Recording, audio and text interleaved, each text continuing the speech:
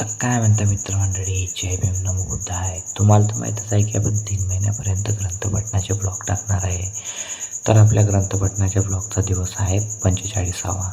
तर मित्रमंडळी, काही न वेळ गमावता वळूया आपण आपल्या टॉपिककडे. तर आजचा आपला टॉपिक हा आहे की आजच्या वाचनात आपण वाचणार आहोत.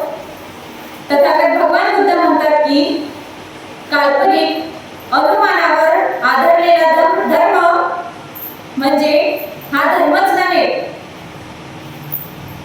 असा प्रश्न नेहमी विचारला जातो की मी गतयुगात होतो काय, मी गतयुगात नव्हतो काय, मी तेव्हा काय होतो, मी काय होऊन काय झालो,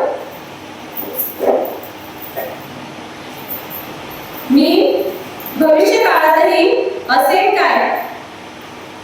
प्रश्न असा होता, मी भविष्य काळात नसेल काय, मी तेव्हा कोण असेल, मी तेव्हा काय असेल, मी कोठून कोठे जाईल, अथवा कदाचित आज तो आपल्या सत्वासंबंधी साक्षात विचारित असेल.